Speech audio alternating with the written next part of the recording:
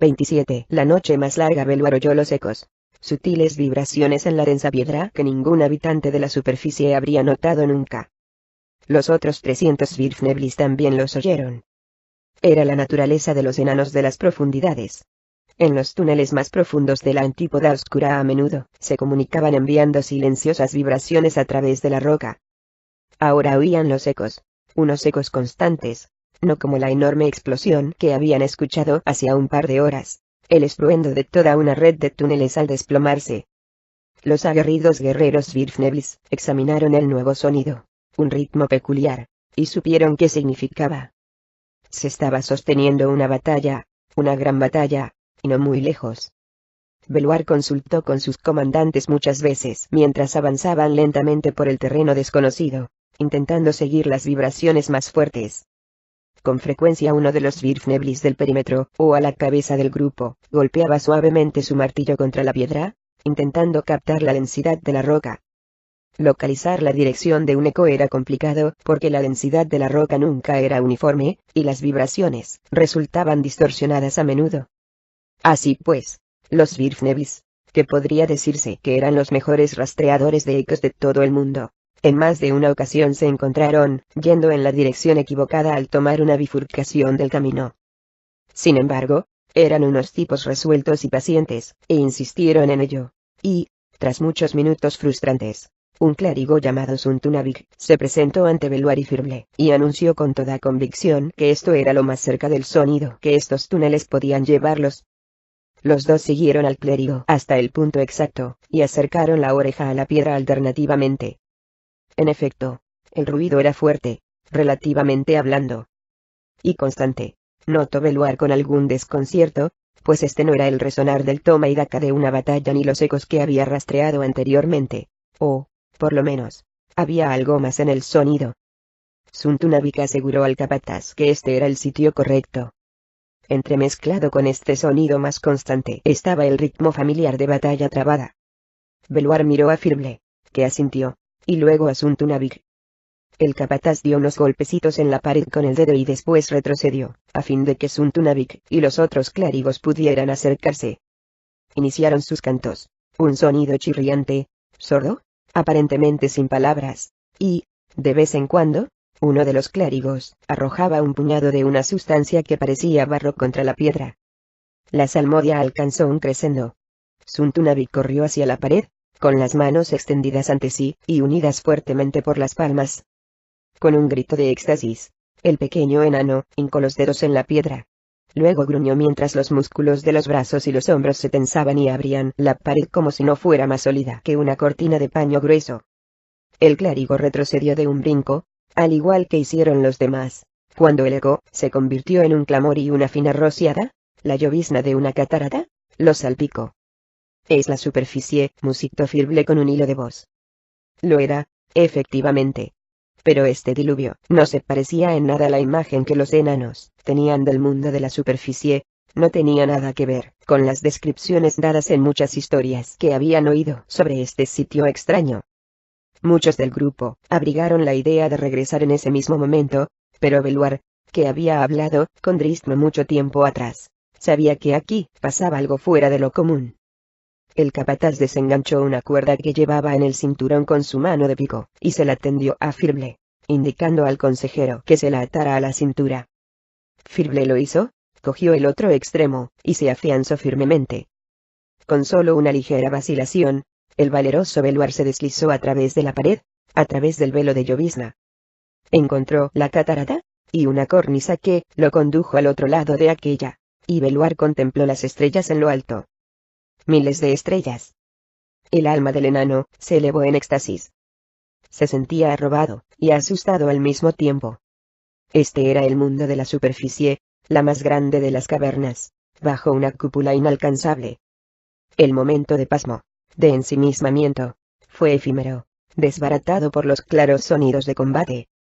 Belluar no estaba en el Valle del Guardián, pero divisaba el resplandor de la batalla, llamas de antorchas y conjuros mágicos, y oía el resonar de metal contra metal, y los gritos de los moribundos. Con Belluar a la cabeza, los 300 Svirfneblis salieron de las cavernas, y emprendieron una silenciosa marcha hacia el este. Llegaron a muchas zonas que parecían infranqueables, pero un amistoso elemental, invocado por los clérigos Svirfneblis, les abrió paso. En unos cuantos minutos, ¿tenían la batalla a la vista? La refriega dentro del neblinoso valle, jinetes enfundados en armaduras y Drows montados en lagartos, miserables goblins y kobolds y enormes humanos que doblaban con creces la talla del Svirfnebli más alto. Ahora, sí que Beluar vaciló al comprender plenamente que su tropa de 300 enanos se zambulliría en una batalla de miles. Un conflicto que los enanos de las profundidades no tenían modo de discernir quién estaba ganando. «Es para lo que hemos venido», susurró Firble al oído del capataz. Beluar miró fijamente a su inusitadamente arrojado compañero. «Por Blindenstone», dijo Firble. Beluar encabezó la tropa. Drizzt contuvo el aliento. Todos ellos lo hicieron. E incluso Guenhwyvar fue lo bastante juiciosa para sofocar un gruñido instintivo. Los 5 compañeros estaban apiñados en una estrecha cornisa de un corredor amplio y alto, en tanto que una columna de Drows, muy numerosa, marchaba por el túnel, una línea que seguía y parecía que nunca iba a acabar. ¿2000? Se preguntó Drizzt. 5000. No había modo de calcularlo. Eran demasiados, y él no podía asomar la cabeza y empezar a contar. Lo que Drizzt sí comprendió, era que el grueso de la fuerza Drow se había reunido, y marchaba con un propósito determinado. Eso solo podía significar que el camino estaba expedito, al menos hasta la puerta del nivel inferior de Mithril. Drizzt recobró el ánimo al pensar en esa puerta, en las muchas e ingeniosas defensas que se habían preparado en esa zona. Incluso esta importante fuerza no encontraría nada fácil pasar a través del portal. Los túneles cercanos a la puerta inferior se llenarían de cadáveres, tanto de Drows como de enanos. Drizzt se atrevió a asomar la cabeza lentamente, por delante de Guenhwyvar, que estaba aplastada contra la pared, a su lado, para mirar a Bruenor, incrustado incómodamente entre la grupa de la pantera y la pared. Drizzt estuvo a punto de sonreír al ver al enano, y pensó que, más valía que se moviera rápidamente una vez que la columna Drow hubiera pasado, porque probablemente Bruenor arrojaría a la pantera por el borde del saliente de un empellón, y a él, junto con el animal. Pero la sonrisa no llegó a producirse, ya que las dudas asaltaban a Drizzt. Se preguntó, y no por primera vez, si había hecho bien en traer a Bruenor aquí fuera. Podrían haber regresado a la puerta inferior con los enanos que habían encontrado horas antes. El lugar del rey de Mithril estaba con su ejército. Drizzt sabía la importancia que habría tenido la presencia del fiero enano en la defensa de esa puerta y de la propia ciudad subterránea. Hasta el último enano de Mithril habría cantado un poco más alto, y habría luchado con un poco más de ánimo sabiendo que el rey Bruenor Batleamer estaba cerca, unido a la causa, y con su poderosa hacha dirigiendo la lucha. La decisión de Drizzt había hecho que Bruenor se quedara fuera de la fortaleza y el Drow se preguntaba, ahora si no habría sido egoísta por su parte actuar de ese modo. ¿Llegarían siquiera a encontrar a los cabecillas enemigos? Con toda probabilidad, las sacerdotisas que habían conducido este ejército estarían bien escondidas, utilizando su magia desde lejos, dirigiendo a sus fuerzas con menos compasión que si los soldados fueran simples peones de un gigantesco ajedrez. La madre matrona, o quien quiera que estuviera al mando de este ejército, no correría riesgos personales, porque así era como actuaban los Drows. De repente, encaramado aquí arriba, en esta cornisa, Drizzt Do'Urden se consideró un necio. Iban a la casa de la cabeza, como le había dicho a Bruenor, pero esa cabeza no sería fácil de encontrar. Y, dada la magnitud del contingente que marchaba por debajo de ellos, en dirección a Mithril, no parecía factible que Drizzt, Bruenor y sus otros compañeros lograran llegar cerca de la fortaleza enana en un corto plazo de tiempo. El vigilante agachó la cabeza e inhaló lenta y profundamente para serenarse, recordándose a sí mismo que había hecho lo único que ofrecía una posibilidad de alzarse con la victoria, y que, aunque la puerta inferior no sería tomada fácilmente, al final caería, estuviera o no Bruenor Batleamer entre sus defensores. Pero ahora, aquí fuera, con tantos Drows y tantos túneles, Drizzt empezó a entender la enormidad de la tarea que les aguardaba. ¿Qué esperanza tenía de encontrar a los líderes del ejército Drow? Lo que Drizzt ignoraba es que él no era el único que iba a la casa con un fin determinado. No hay noticias de Begandaerte. La matrona Baenre, sentada sobre el disco flotante, Asimiló las palabras y el significado que encerraban. Kentel iba a repetirlas, pero la mirada ceñuda y amenazadora de su madre la hizo enmudecer. Aún así, la frase resonó como en eco en la mente de la matrona Baenre. No hay noticias de Vegandaerte. Harlasle se mantenía escondido, comprendió Baenre.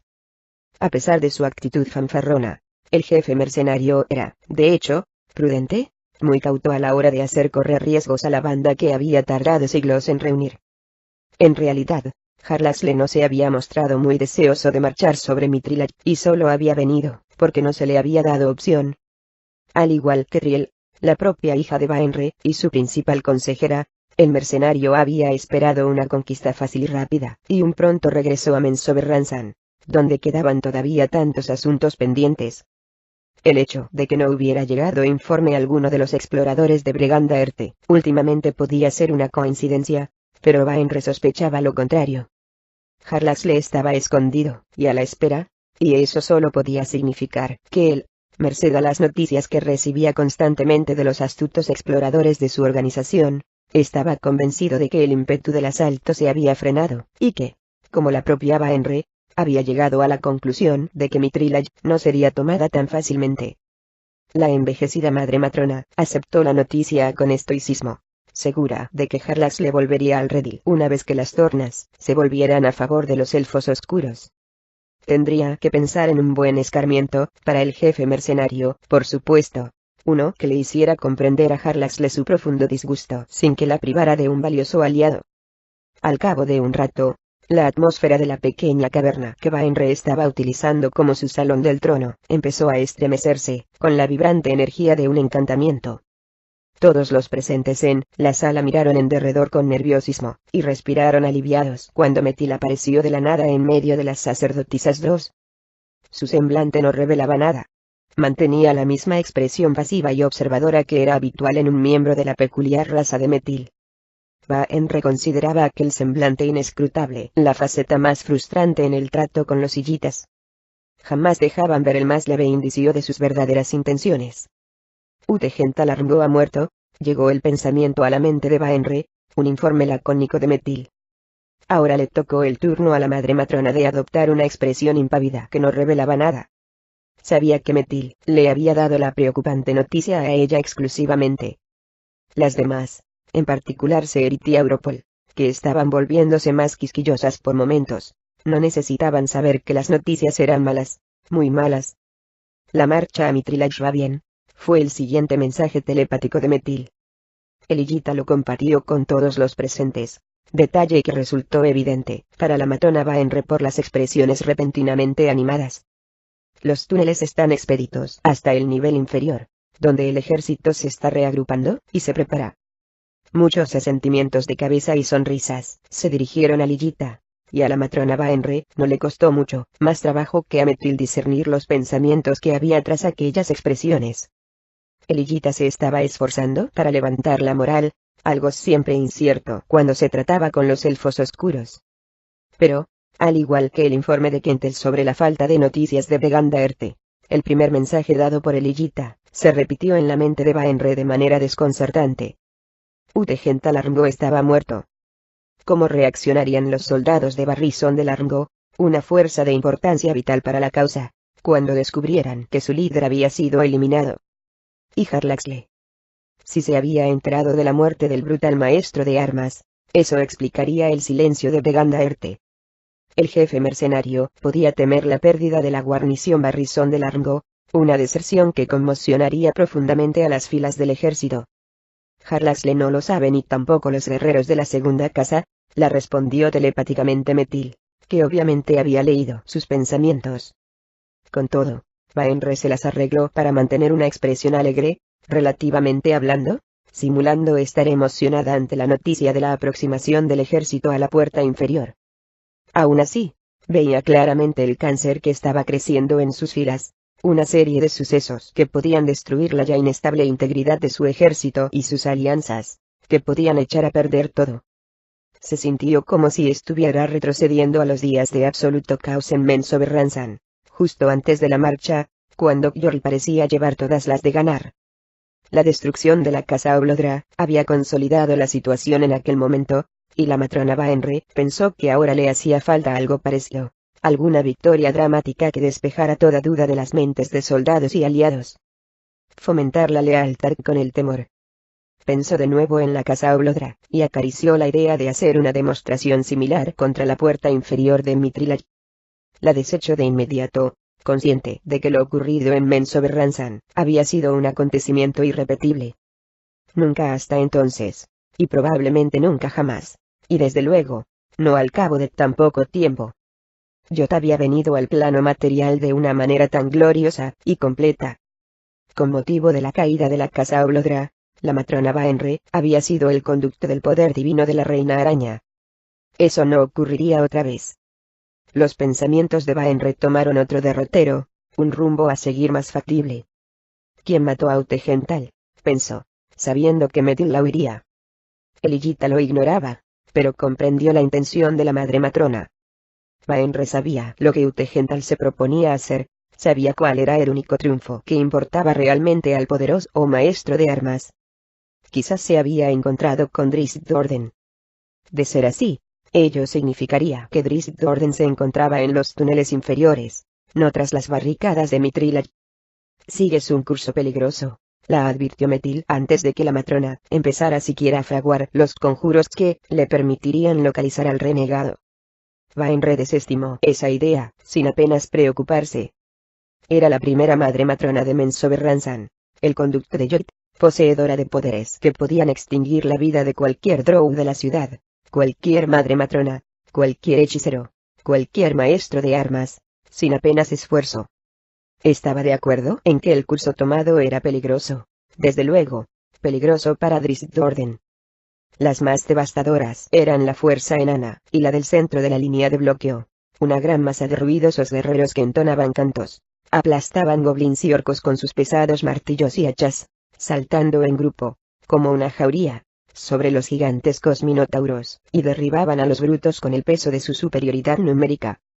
Pero, a lo largo del extremo oriental del Valle del Guardián, la presión era tremenda desde todas partes. Los caballeros recorrían las líneas de los bárbaros atrás y adelante, reforzando los puntos donde el enemigo parecía estar abriendo brecha, y, con su ayuda oportuna, la formación se mantuvo. Aún así, los hombres de Berkgar se vieron obligados a retroceder inevitablemente. Los cuerpos de kobolds y goblins se amontonaban en el Valle del Guardián. Una veintena de ellos moría por cada defensor. Pero los Drows podían permitirse esas pérdidas. Las habían previsto, y Verjinjon, sentado a lomos de su lagarto, contemplaba tranquilamente la constante batalla desde lejos junto con el resto de los jinetes Vaenre, consciente de que el momento de la matanza se aproximaba. Se dio cuenta de que los defensores se estaban cansando. Los minutos habían dado paso a 1 hora, y luego a 2, y el ataque no disminuía. La línea defensiva retrocedió, y las encumbradas paredes orientales del Valle del Guardián se alzaban tras ella, muy cercanas.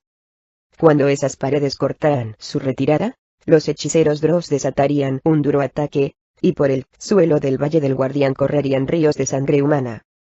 Besnet sabía que estaban perdiendo, sabía que una docena de goblins muertos no merecía el precio de un centímetro de terreno. La resignación empezó a apoderarse del elfo, refrenada únicamente por el hecho de que nunca había visto a sus caballeros en mejor forma. Los compactos grupos de batalla se movían atrás y adelante, pisoteando enemigos. Y, aunque todos los hombres jadeaban de tal forma que casi no podían entonar un canto de guerra, y todos los caballos estaban cubiertos de sudor, no cejaron, no se dieron respiro. Con sombría satisfacción, aunque terriblemente preocupado, y no solo por sus hombres, ya que Alustriel no había vuelto a aparecer en el campo de batalla, el elfo puso su atención en Berkgar, y entonces se quedó verdaderamente asombrado.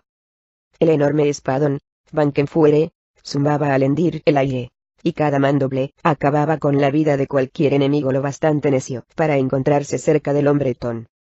La sangre, mucha de la cual era suya, cubría al bárbaro de pies a cabeza, pero si Berkgar sentía algún dolor no daba muestras de ello. Su canto y su lucha eran para Tempus, el dios de la batalla, y, de esta manera, cantaba, luchaba y sus enemigos morían. En opinión de Besnet, Si los Dross vencían y conquistaban Mithril, una de las consecuencias más trágicas sería que el relato de las hazañas del poderoso Berkgar el Intrépido no saldría del Valle del Guardián. Un tremendo destello hacia un lado sacó al elfo de su abstracción. Miró a lo largo de la línea, y vio a Reuel Darpel rodeado por una docena de goblins envueltos en llamas, algunos muertos y otros moribundos. Reuel y Saltachacas también estaban envueltos en el fuego mágico, danzantes lenguas verdes y rojas. Pero al hechicero y a su extraordinaria montura no parecía preocuparlos, y siguieron luchando, sin hacer caso de las llamas. De hecho, aquel fuego que envolvía al dúo, se convirtió en un arma, una extensión de la furia de Reuel, cuando el hechicero hizo que Saltacharcas saltara una docena de metros para aterrizar a los pies de dos enormes minotauros. Llamas verdes y rojas se tornaron en un fuego al rojo vivo que salió, disparado del torso del mago, y envolvió a los gigantescos brutos. Saltachacas brincó hacia arriba, hasta poner a Reuel a la altura de los feos rostros de los minotauros, que aullaban de dolor. En las manos del mago apareció una varita, y unos rayos de energía verde se descargaron sobre los monstruos. Reuel se apartó acto seguido, para lanzarse a un nuevo combate, y dejó a los minotauros tambaleándose mientras las llamas los consumían.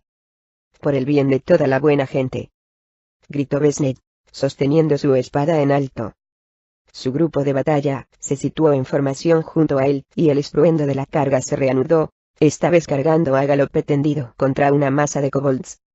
Dispersaron a las bestias, y llegaron hasta una tropa compacta de enemigos más grandes, y allí la carga fue frenada.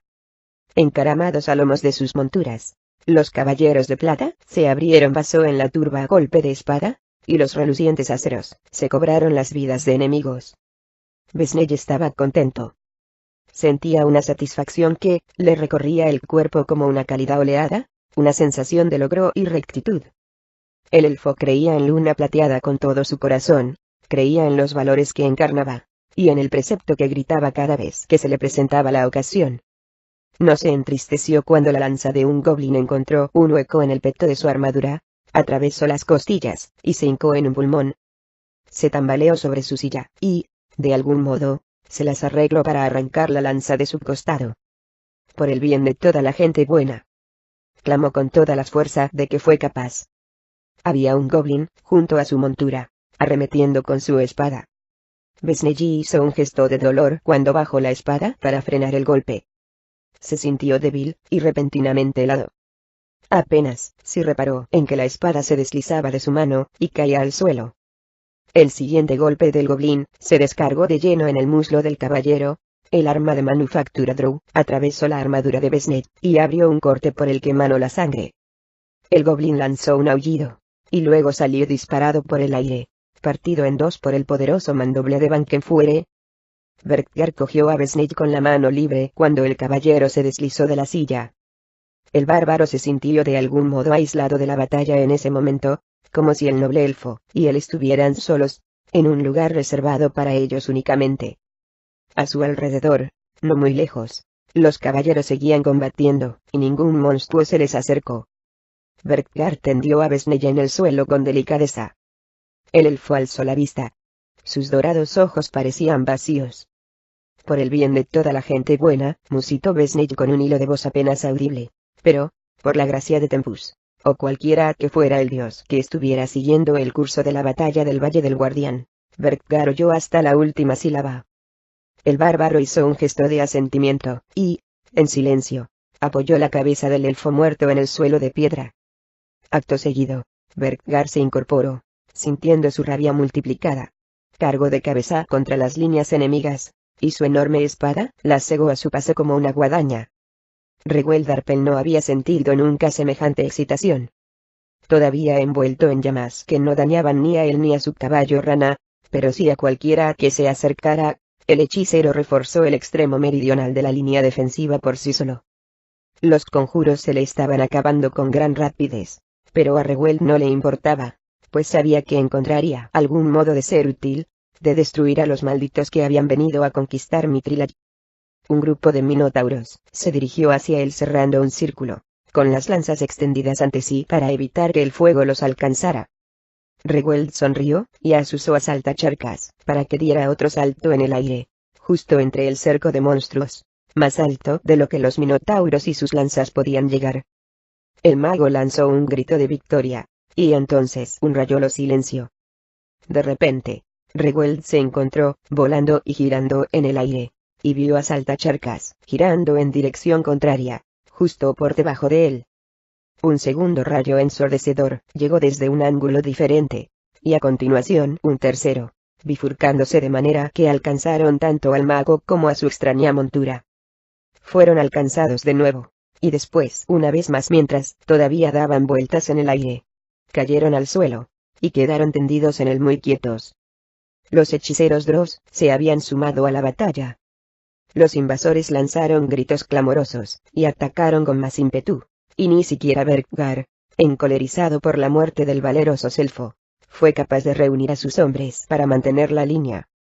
Los jinetes de lagartos Dross se filtraron entre las filas de humanoides, obligando a los caballeros a retroceder con sus largas lanzas. Retroceder hacia la pared que les cerraba el paso. Verginion se encontraba entre los primeros que vieron el giro de la batalla. Ordenó a un jinete que subiera a un pilar rocoso a fin de tener un panorama mejor desde la ventajosa posición, y después volvió su atención a un grupo cercano y señaló la pared norte del valle. «Subid por allí», indicaron los dedos del maestro de armas. «Coged altura y rodead a las tropas enemigas para descargar una lluvia de muerte desde arriba cuando estén acorraladas contra la pared». Sonrisas perversas acompañaron a los gestos de asentimiento, pero un grito desde el otro lado, lanzado por el soldado que Verginion había mandado encaramarse al pilar rocoso, borró de un plumazo su satisfacción. La formación rocosa había cobrado vida, transformada en un enorme monstruo elemental. Verginion y los demás contemplaron impotentes cómo el coloso de piedra golpeaba un brazo contra otro y aplastaba al drow y a su lagarto. Se alzó un gran clamor detrás de las líneas Dross, por el oeste, y, sobrepasando el estruendo de la carga Svirfnebli, se escuchó el grito de Vibrip, la palabra que Beluardisengulf utilizaba para activar la magia de sus manos artificiales. Pasó un buen rato antes de que Berkgar y los demás defensores del extremo oriental del Valle del Guardián se dieran cuenta de que habían llegado refuerzos por el oeste. No obstante, los rumores finalmente se propagaron entre el tumulto de la batalla, animando a defensores y atemorizando a invasores. Los goblins y los elfos oscuros que combatían cerca de la pared oriental empezaron a volver la vista hacia el extremo opuesto, preguntándose si el desastre se avecinaba. Berkgar reunió ahora a las fuerzas no enanas que quedaban. 2/3 de sus bárbaros, menos de un centenar de los caballeros de plata, una veintena de jinetes de Longsadle, y solo un par de hombres de Nesme.